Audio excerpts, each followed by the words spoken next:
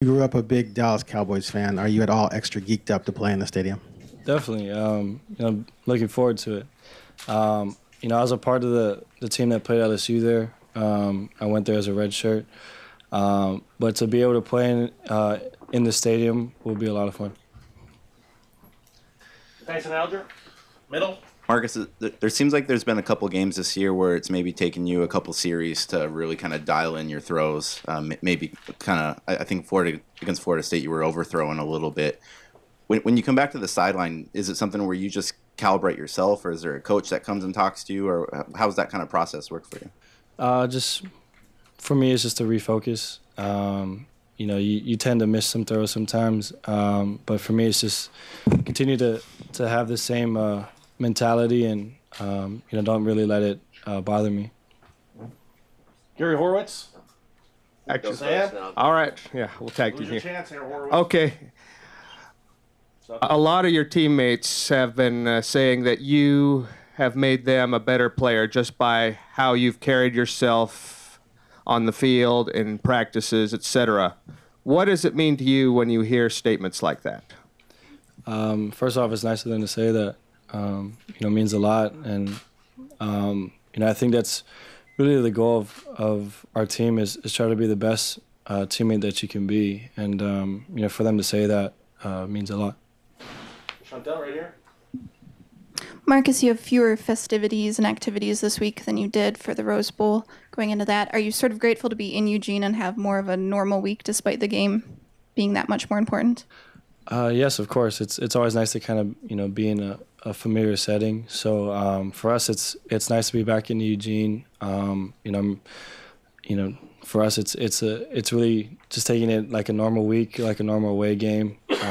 So it's nice to have that for sure. Front left, Steve.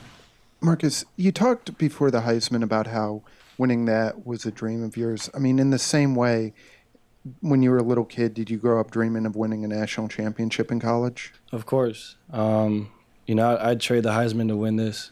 It means a lot more to me than, the Heisman, and no disrespect. But, yeah, just means a lot more because it's a team effort. And, it's something that, as a team, we really strived for, we really worked for. And now that we're a part of it, we're excited and, just looking forward to it.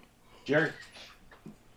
Hey Marcus, do you remember watching Oregon play Auburn in the national championship? What are your memories of that? And also, have you watched any of Ohio State at any time just to watch on TV this year rather than going through game film preparation? The Auburn game, I was in high school. Actually, me and a few buddies, we got excused from school to watch the game. So that was a lot of fun. But it kind of a long story short, the power went out in my house, so we had to go all over the place to find the game. Then we finally did. We got it. We were able to finally catch the game about the second half, and to see that, to watch Oregon play and unfortunately lose it. It's tough, but it's fun to watch that game, and now that we're back in that picture, it's just exciting. And for Ohio State, I haven't been able to watch them too much other than just watching the film. But, they seem like a great team, a well-coached team, and very disciplined. So we'll have to be, geared up and ready to go. Front right, Ryan. Hey, Marcus, did you enroll in any classes at UO this semester? I'm actually going to talk to my advisor. There's several things that I have to do, but I'm going to try to see if I can get into some classes. Back middle. Marcus, being from Dallas, I was just curious about, growing up in Hawaii, what was the connection to the Cowboys? I think you were for the last time they won a Super Bowl. So there's been some not so great football in that time. What was it that made you a Cowboys fan? The first kind of game that I ever remember watching as a kid was the Washington Redskins versus the Cowboys, and the Cowboys won. So ever since then, that was kind of my team. And growing up, we went through some tough years, but it's been a good year this far, and it's fun to watch them. On the left, Austin. Marcus, Hroniss said that the season has gone on so long that he actually had to move out of his apartment and move into a hotel. Did you have to do anything like that, and have you gone to visit him in his hotel? I have not been able to see the hotel yet. I heard it's a pretty cool deal. It's like a little apartment. But I'm actually good. I have a lease that I'm a part of that I'm still in, so I'm not too worried about all that. Jake? Marcus, we talked to a lot of the guys who are redshirt seniors who are redshirting during the national title game, and they said they didn't think it would take them this long to get back to the national championship game. They kind of thought it'd be a frequent thing. As a senior in high school, when you were sitting there watching, knowing you'd come here, did you think it would take 4 years to get back, or did you think when you became a Duck, you guys would be there every year, every other year? That's tough to say. I think the amount of work and preparation that it takes to get this far, it's tough. I mean, you got to have a lot of things go the right way. So, obviously, I mean, we had expectations. We wanted to be a part of the game every year. It's kind of a team goal. But now that we're in it, I mean, I wouldn't say it's a disappointment that it's been this long, but I mean, I think for us, it shows how long it takes and, how hard it is to get there. And, now that we're a part of it, it's going to be a lot of fun. Gary Horowitz? Marcus, I know you haven't seen too much of Ohio State yet, but you've been starting here for 3 years. Could you put yourself in the shoes of Cardale Jones for a moment and what that must be like for him to have gone, this will only be his third start and what he's accomplished so far? I mean, for what he's been able to do is incredible. And, I think a lot of that has to do with his coaches and how they prepare him and really his teammates. And I think, he's done a great job of leading those guys. And, he seems to have all the confidence in the world, and that's what you got to have. And, he's playing really good football. So, our defense will have to be ready for that. Joseph Hoyt? Back right, Marcus? Marcus, trust the process has been kind of a buzzword phrase with a bunch of players this year. I was just wondering, not trying to get what the process entails, but how is it presented to you, and why is it so easy to trust? The process has a lot to do with our culture. From being the next guy up to, win the day to different things like that. That's a part of our process. Everyone's process is a little different. It takes on a different role, I guess, in each individual's, daily life. But, Coach Helfrich always talks about, trusting each other, trusting, win the day, trusting the next man up. And really all those things together is the process. And if you trust that, the coaches will put you in the right spots. Coach Rad will have you healthy and recovered. The academic people will have you, in the right spots for your academic reasons or your academic obligations. So all of that is really the process for us. And if we just, trust all the help that we get, we'll be all right. Right here. A two-pronged question, Marcus. When you score, you tap your chest and point to the air. Can you maybe walk us through the meaning of that, what that means to you? And also, has anyone ever doubted you, told you weren't going to make it as a quarterback, and do you use that as fuel? For your first question, I just tapped my heart 3 times, just for my mom, my dad, my brother. Just something that I've done. And I mean, everyone has people that doubt them. People that don't believe that they can do it. I've had people, so I'm not going to name them specifically, but of course that's motivation. And, any player, any competitive athlete will tell you that. Operator, we're going to go to the phones if there's any calls from the phone. Certainly. Your next question comes from the line of Warren Williamson. Oregon Duck Football News. Curious, go back to when you were a redshirt freshman and even 2 years ago. Did you ever have thoughts that you would be in this position? Of course, this has been an exceptional year for you, but maybe take us back and what were your goals then, and do you feel that you've reached all of those goals, except for the national championship, of course? Yeah, every year that I've been here, my goals and my mentality has been the same. I think that as an athlete, that competitive drive makes you a better player. So, now that we've accomplished several of these goals that we've had for, quite a few years now, it does feel good. But, we're looking forward to the next one and hopefully accomplishing that goal. And it's been a long road, but you just gotta again trust the process and enjoy all these moments. Any more, operator? And your next question comes from the line of Todd Jones.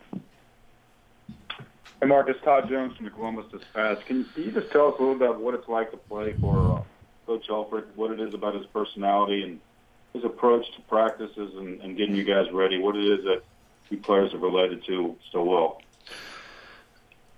Coach Helfrich is really just somebody that you love to play for. He develops that relationship with you from the moment that you get here. It doesn't matter if you're the starting offensive lineman or the scout team guy. I mean, he'll develop that relationship with you, and when you have that, you feel that compassion. It makes you want to play that much harder for the guy, and he really just, for us, he motivates us in different ways. But at the same time, he really just always tells us to trust the process and enjoy the moments. And for us, it's awesome to play for, and we're grateful to have him as our head coach. Still on the phones? Anybody, operator? And you have another follow-up question from Tim May. Yeah, this is Tim May with the Columbus Dispatch. I was wondering, Marcus, where's Freeman in particular? Has he surprised you a little bit by the way he stepped up this year, and what does he bring to the attack? Who is Royce Freeman? Royce has been an incredible asset for us. For him to be able to step up as a freshman and come in and play as well as he has, it's been really just an awesome deal. He's such a smart football player and such a freak athlete that it really makes us that much better. And without him, it'd be tough to say where we'd be at as an offense. Any more, operator? Certainly, and your next question comes from the line of Greg Couch. Hi, this is Greg Couch at Bleacher Report. I have two things. How is Coach Helfrich different than Coach Kelly in the way he treats you, talks to you, things like that? And also, how do you know when Coach Helfrich is angry? How does he show it? Coach Helfrich finds ways to make you laugh. He'll joke with you. He'll find any little thing to kind of rub you and make you laugh. So, not saying that Coach Kelly didn't do that, but Coach Helfrich kind of has a knack to make funny jokes out of different situations. And you'll know when Coach Helfrich is mad. He turns a little red sometimes, and his voice gets a little higher. But I think his calmness and the way he's able to kind of always stay, pretty collected, helps us as a team and helps us, not be so up and down. Operator? Thank you. More? And your next question comes from the line of Fred Lewis. Marcus, last year when you decided to return to Oregon, has this gone the way you had hoped always, or is this the way you had imagined it? It's been incredible. This year has been awesome. It's been worth every second of it. It'd be tough to say that I didn't hope for these things. I really wanted to be a part of something special, and this team is special, and I'm thankful for it. And it's been such an awesome journey, and it's just been great. Operator, one more. Thank you. And there are no more audio questions at this time. All righty. A couple more in the room.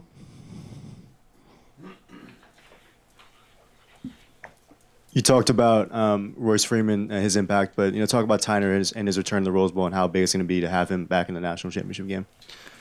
I mean, when you have two great backs like Thomas and Royce, they really feed off of each other. So to have Thomas and really at full health, will really make our offense that much more better. And he's been a great asset for us, and we're looking forward to big things out of him.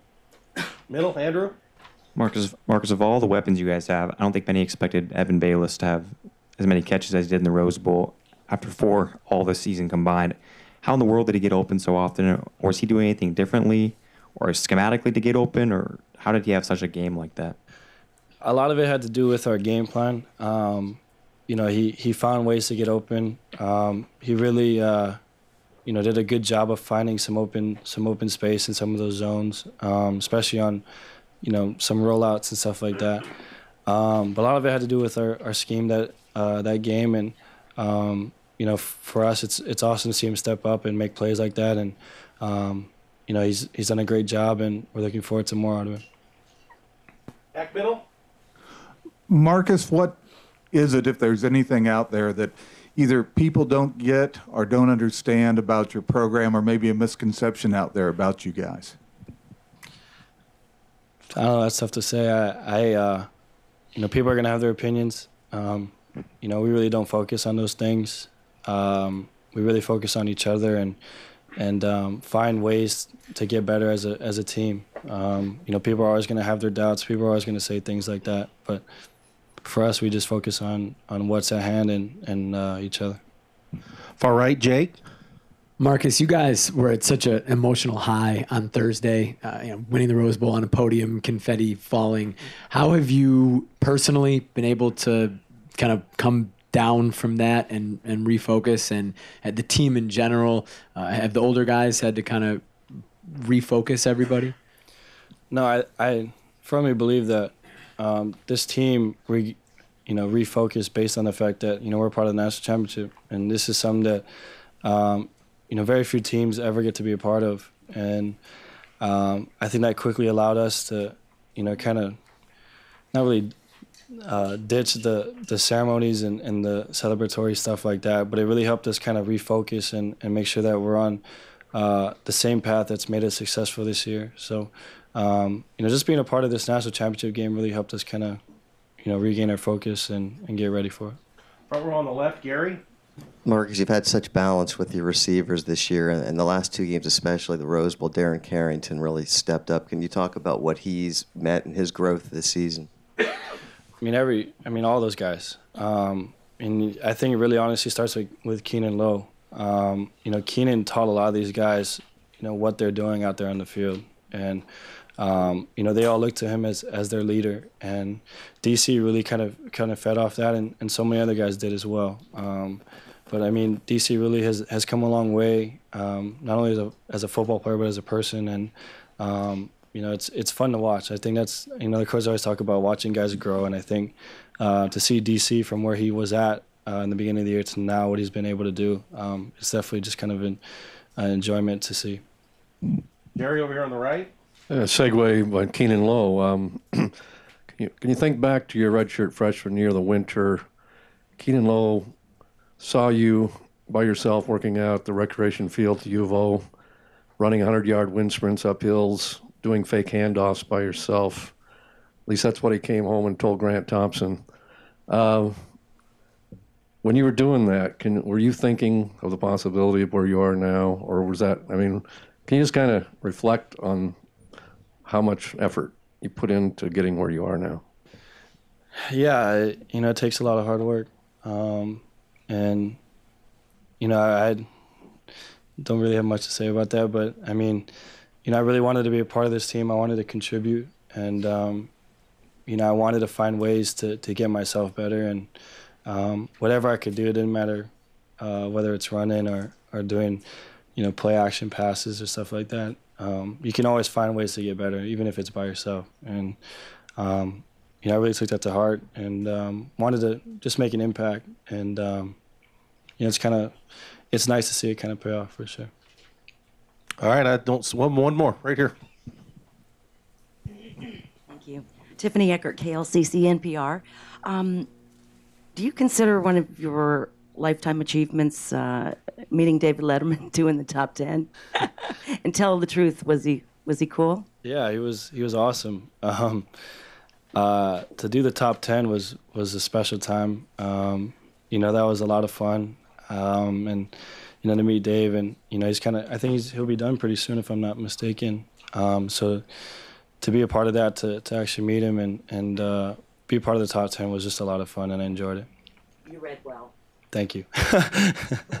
Thanks, Marcus.